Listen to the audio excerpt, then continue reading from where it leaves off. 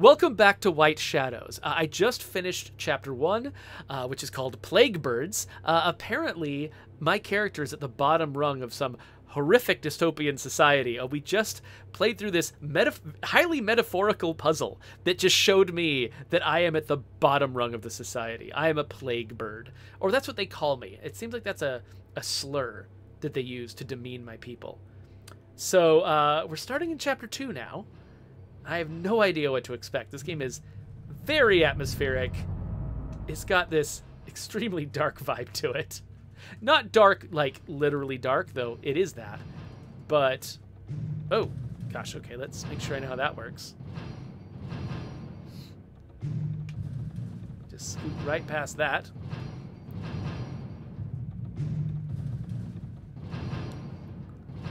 You do get the sense that Raven Girl here does not have a happy life. Okay, am I trying to go down or up on this ladder? I imagine probably down? That's where the obstacles are. Okay, so it opens to let things through. And then it locks down. I'm just studying this thing to make sure I understand how it works. It opens up to let the tram through. I like that there's sort of a... Why did I jump? Why did I... I was trying to anticipate it, I guess. I'm not sure why I jumped early. Okay, so I guess I can... No, I'm not going to do that. That's crazy. Let's stay here. Let the tram go by. And then not jump quite as early as I did. But oh, okay. If you jump far enough, you can't grab a ladder. Makes sense, actually. That's a realistic way for ladders to work. I've gotten very accustomed to games where it doesn't matter how fast you're falling, you can always grab a ledge or a rung. That's not true in reality. In reality, once you get falling fast enough, I mean, grabbing a rung with your hand is the same as hitting the ground. It'll just rip your arm off if you even manage to. But chances are you couldn't possibly even grip your fingers that tightly. So I can't just skip a platform by jumping down really, really far. I've got to actually wait out each of these steps. Okay, grab that one. Now can I... Nope, nope. Okay. I'm just going to wait here then. Hopefully there aren't too many of these. I think I can see an alternate ladder down below, so I think this might be my last step that's like this. Oh! No! Oh! To go all the way to the top. Come on, game.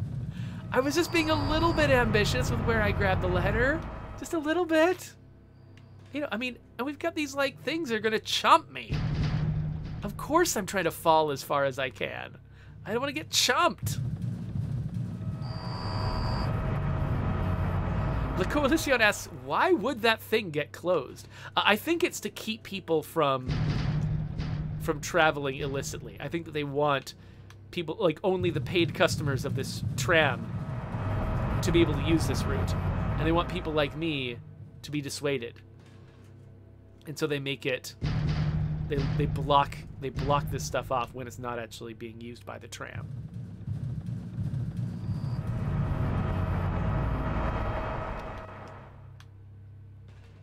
So Steve-O wants to know how Undead Labs feels about YouTubers make videos about leaks. We don't do anything to stop it. I mean, occasionally we actually sort of imagine, like, oh yeah, a leak. Oh, wait a minute. I have no idea how I'm gonna... Oh, can I drop down? I can probably drop down. I'll drop down in just a minute. Anyway, sometimes, you know, we go into something knowing it's probably gonna get leaked, and we think that's fun. Wah! I assume this is a good idea? Oh, it's probably not. Oh, this is a terrible plan. Okay, okay. Whew. So yeah, that's fine. And if somebody does find something that we, you know, sort of left accessible, it's like, I mean, if we left it out there and somebody can find it, we're not gonna, like, treat them like they've done something wrong for revealing it. That's fine. You know, we're not gonna, you know, I actually really like some of, like, for instance, Sunny Games does a lot of these. I actually really like some of Sunny Games' videos about leaks, partly because it's fun for me to sort of see what people's guesses are. Because a lot of the time, you know, the guesses about what a leak means will be horribly wrong. Like, it's not going to have anything to do with reality. But that's fine. Like, it's fun to watch people guess, because a lot of times what people guess will tell you something about what they want as an audience member. And so that's useful information for us. Whether we act on it, you know, exactly as people hope or not, we still, you know, it's important information for us to have. Whoa! No! I have died. So I misread, like, this is all black and white, right? And so I misread what was down below me. I thought I was jumping down to, like, I thought there was a gap below me and then a platform to the right. But there's a platform below me and a gap to the right.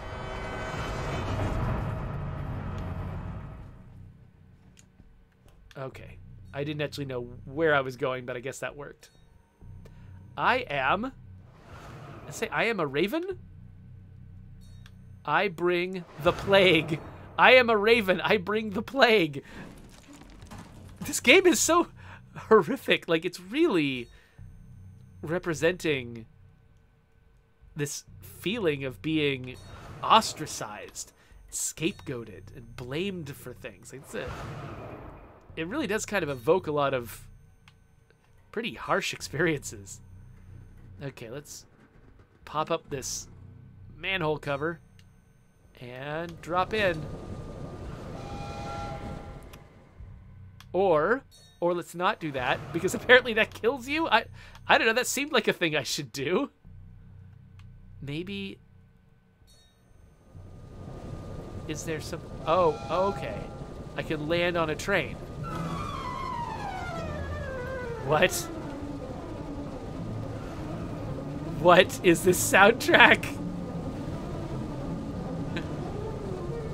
Nice! Oh, that's great.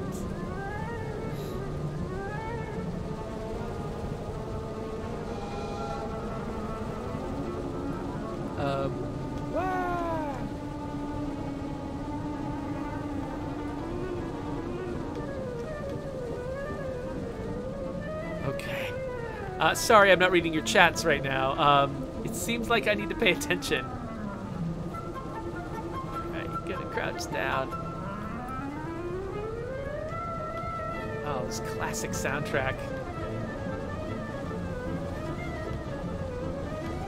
This is Flight of the Bumblebee, right? I'm so bad at music things. Okay, so I'm betting I want to jump down. I'm not sure why. I'm just betting that's the case. If the opportunity is there, it's probably important.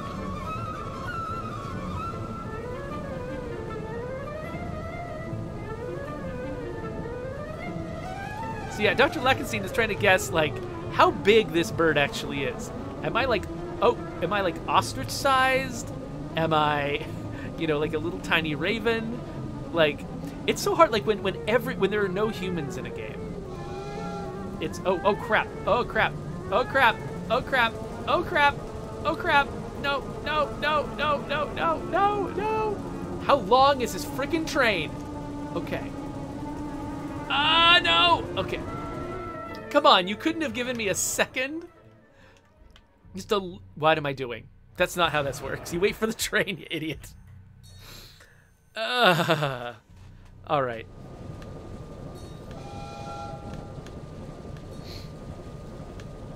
let's just... Wait, oh, how did I... Okay.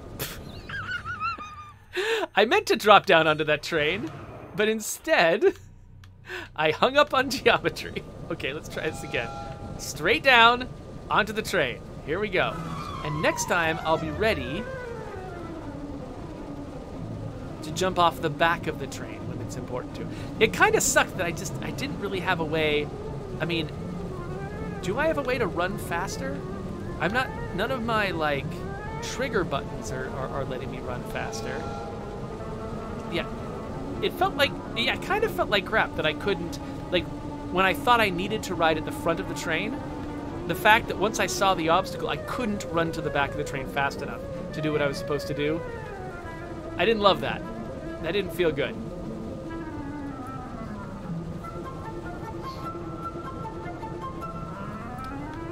Oh. So I misunderstood Dr. Lackenstein's joke about when he said ostrich-sized. So that did actually make me, think about how you really can't tell what the scale of something is. But he actually was talking about the fact that I'd used the word ostracized, and because I'm a bird, he heard it as ostrich-sized. Well, that makes more sense.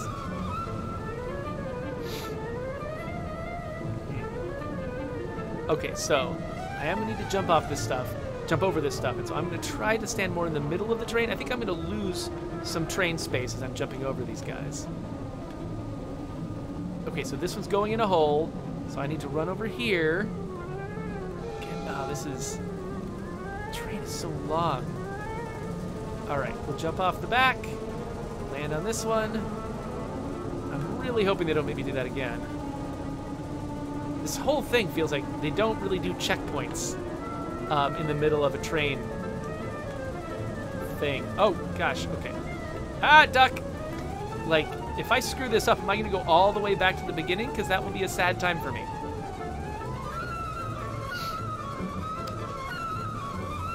All right, is this the station? Or is this, what is this? Nope, nope. This is me trying to run fast enough, possibly failing. Okay, nope. Okay, so that was a case where I needed to be in the front of the train to survive, and then sometimes you gotta be near the back of the train to survive. So I guess I just gotta stay in the middle of the train so I can tell what's going on. Okay, I can't really see anything, so hopefully that means they don't expect much of me. Wait, am I about to be eaten by a wolf's head? Thumbs up for life? Hi, are we just going inside here? Okay, we're going inside here, I guess. I have been now eaten by a wolf. Survive the train rides without dying? I mean, maybe there were checkpoints in the middle of that, and I just didn't happen to trigger one before, because I definitely died at one point, but I guess since it started me over at the beginning, it's like I did it without dying. Hey there, Sunny Games, we were just talking about you! Wait, are these birds like me, or are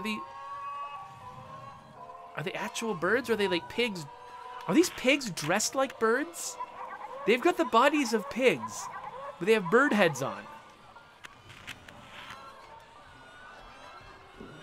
Have they dressed pigs like birds in order to ostracize them?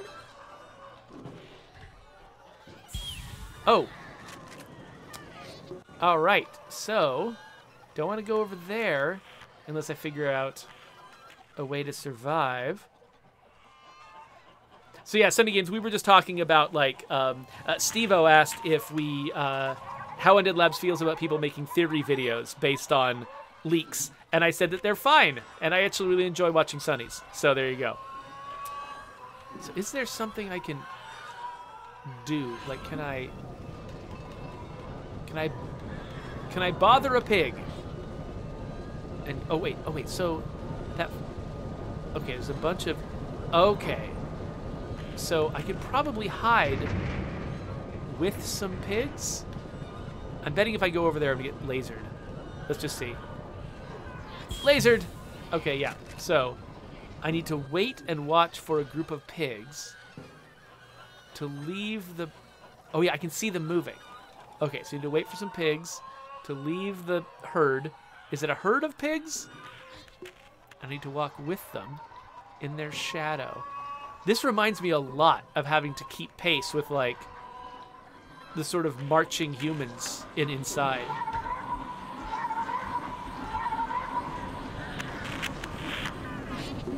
This is so dark and horrifying.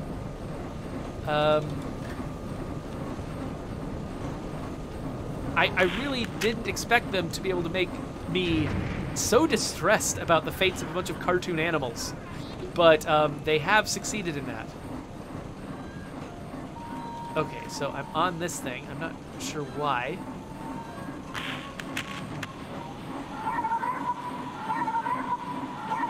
Oh, wait, what? Okay, I just died. Oh, there's this lower platform I'm supposed to go onto. Wait. They're laying eggs. Oh, gosh. Okay. So I thought these were pigs in hats, but they're laying eggs? And, I mean, so I know La Coalition probably really loves this scene because all of the butts hanging out. I'm very confused right now. I'm very, very confused. Oh gosh, there's a thing. Okay, so I gotta stay hidden. Okay, so when they lay an egg, it's put into a little crate here. Then the crate moves, and I've got to stick with the crate and then hide behind this obstacle. Okay. Oh, no. Don't look at me. I don't know if I need to hide behind the crates over here. Probably not. Wargunny says, this is so weird and disturbing. Yes, I agree. Okay, so is this one gonna lay? Okay, here we go.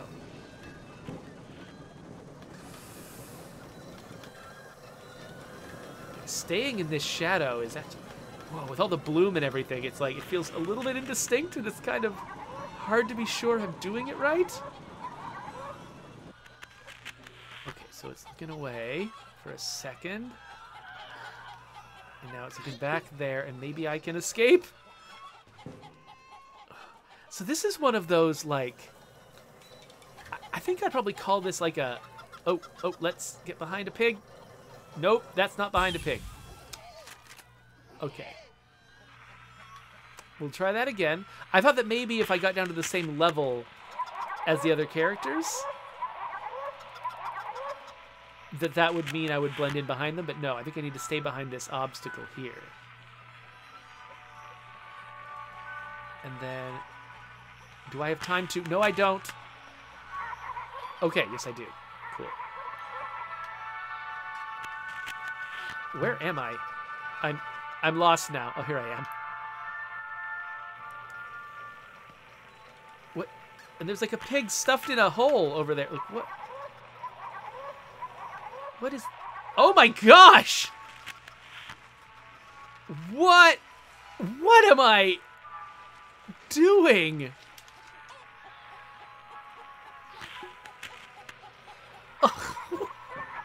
This game is horrifying. What the heck? Dr. Lackenstein says this is the Swine and Bovine's new competition. The Swine and Bovine being a brand we have inside the world of State of Decay 2. Yeah, I mean, this definitely feels like just like Swine and Bovine is like a horrifying combination of a pig and a cow as its mascot. These horrifying pig and bird combos are similarly messed up. Okay, let's just... I can't tell where to stand. There's spotlights on both sides. Okay. Staying in the shadow.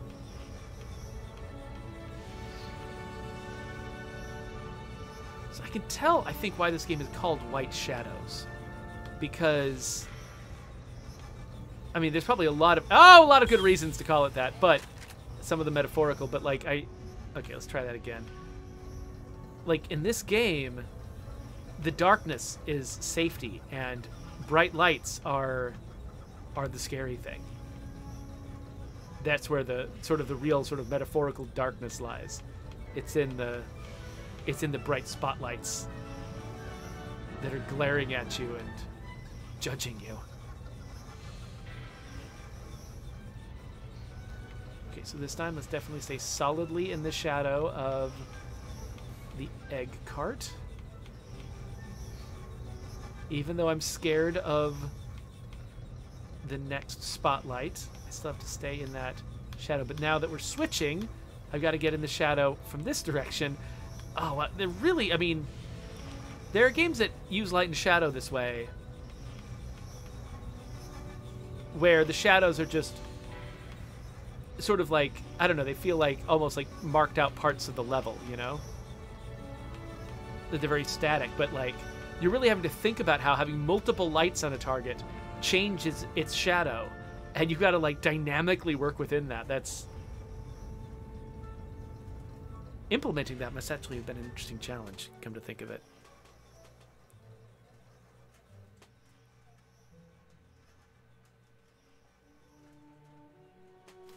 Okay, so they're picking up these eggs. What are they doing with the eggs?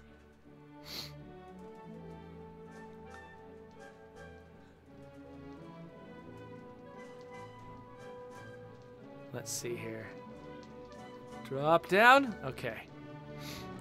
So La Coalición is wondering whether the choice to do classical music was a budgetary choice or a stylistic choice. So, I mean, it's probably a combination of both. It's always nice to sort of, like, if you're making a small indie game, find ways to save money that also feed into your, you know, thematic stuff. But I think the familiarity of this music is actually sort of giving the game some emotional benefits. Because, like, you've got this, you know, sort of positive association with this sort of stately music. Can I get up this? No. Hey, wait, little bird. Is this... I don't think this is okay. I'm going to ride this down with you anyway. Oh, so only things of a certain weight can go down. So I had to wait until it opened and then drop into it. So this is... I'm going where all of the little raven children go. Holy crap, this game. But yeah, I think that having a positive association with some of this music and then seeing how it's used. Oh, these little babies are just like, oh, someone like me. But yeah, that positive association, like it like sort of dissonates with the themes of the game.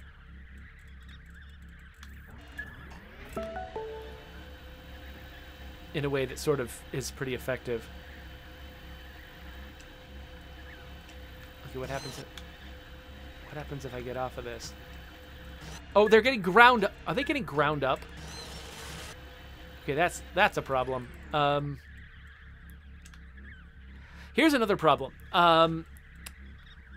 I've got a meeting pretty soon. And I might not be able to finish this chapter before having to go to the meeting. I might have to actually finish this chapter on a later date. And edit these things together. Okay, so what happens if I pull this? Okay, it gets boxed up. And then... ground up?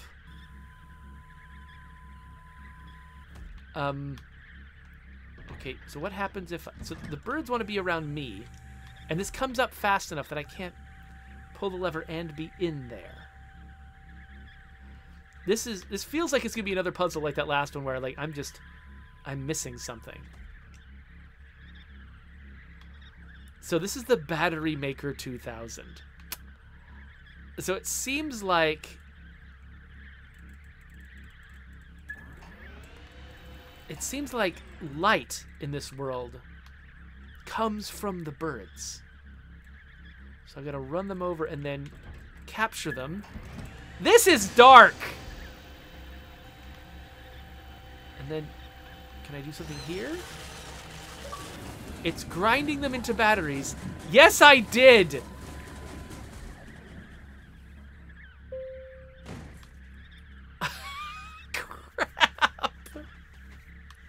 Okay, I've got a battery now. But yeah, okay, so as I'm understanding this world so far, Chapter 2, Light is Life. Ugh. Okay, so in this world, light comes from the birds. And so they want to demonize the birds, oppress the birds, so that they can enslave the birds and use their children, like, to extract their light and give them and use it to, like, do other things to the other creatures. This is so messed up. This is so messed up. And it kind of reminds me of, actually, I mean, the parallels with the game Inside. I mean, the fact that I just ground up a bunch of birds is definitely a strong parallel with the game Inside, which is actually one of my favorite indie games in this sort of genre. But, anyway. Okay, I'm emotionally affected by this, and I'm out of time. So, we're at the end of Chapter 2. This actually does seem like an appropriate time to stop, but holy crap! I can't believe this game is making me emotionally connect with a bunch of cartoon birds, but I'm like... The thing is, it's not just doing that. It's not like... I'm not actually feeling pity for the individual birds. I'm feeling the metaphor of this game. I'm feeling like, you know, how this connects to real life and the way that people treat other people in many societies. Often including my own. And, I mean, they're just taking, you know, things that people actually do and making them extremely literal and extremely horrific to just sort of, like, basically shine a spotlight on it. That seemed like a trite way to say it in the context of this game, but to shine a spotlight on things that people actually do in real life. And it's that I'm feeling. Not really, you know, not really pity for the little birds, but just, yeah, I think you know what I'm saying. I'm feeling like I'm gonna do a bad job if I try to say much more. I feel like I'm gonna do not do justice to the gravity of the topics that they're tackling in this game. But I can see why they put a warning at the beginning, because there is a lot here. So, yeah. Dr. Lackenstein is pointing out that it's kind of weird to be hearing this commentary at the same time as hearing little tiny chicks chirping in the background. Okay. Anyway, let's wrap up the episode. I'll do a tiny bit of chat with my live chat in just a little bit, but let's wrap up the episode. So, if you want to subscribe to my channel, there's a button for you. I'm not sure if I'm coming back to this. I think I'm getting closer to the end, and I don't want to ruin this for other people. You should check out this game yourself. So please do.